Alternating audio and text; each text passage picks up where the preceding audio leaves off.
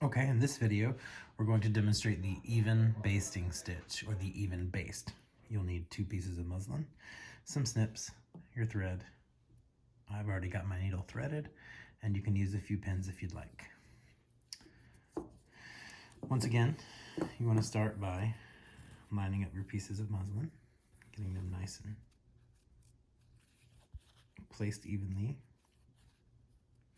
And again, you can pin.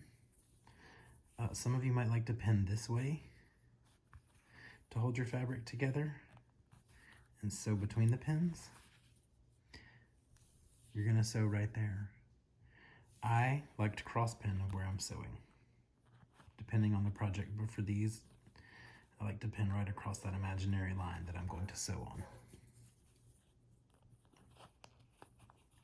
All right, there we go. That's ready. Let's make a knot in our thread. Here's another method that's not the French knot. This you can wrap around your finger, and then you fold that tail so it goes through. You can do that a few times. The more times you do it, the bigger your knot will be. See, when you've got these little twists right here, that turns into your knot when you pull this tail. There we are.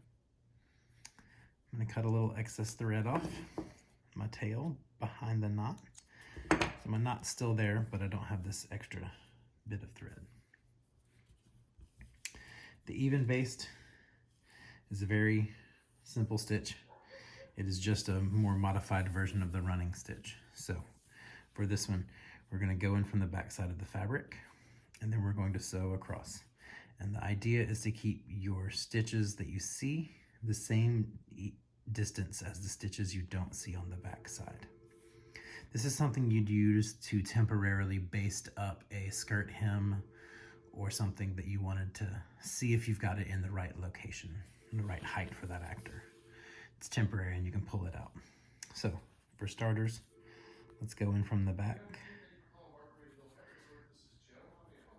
I've pierced through the fabric. Oops, and pull that. Oh, my knot came through, you guys. It means it's not a very thick knot, not very good.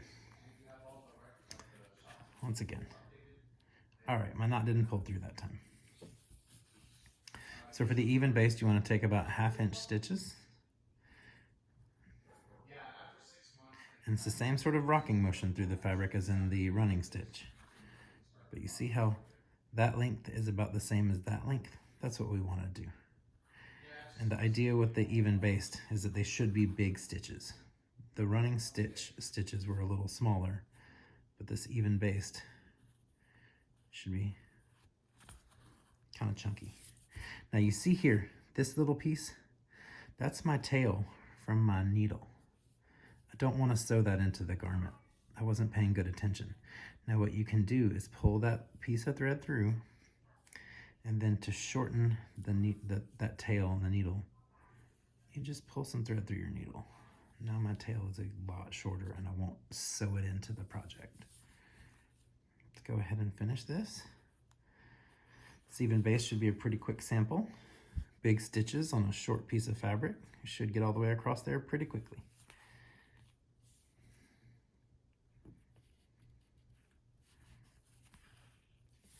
That's how your even baste should look. Now we're going to knot off on the back side.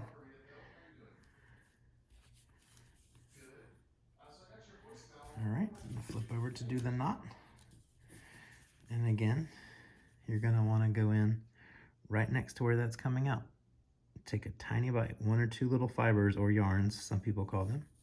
See how very little I've got on top of the needle? You just bring that down and go through that loop. There's one knot. Take another little bite right in the same place. And again, when you're doing this, you only want to pick up this back piece of fabric and not both. You don't want to get both on top of that needle, just the back piece. There's my small loop. Pass my needle through. And there's my knot. We're knotted off and we're done. Trim your thread. And if you didn't pull them out while you were sewing, and pull out your pins. There you go. That's the even baste.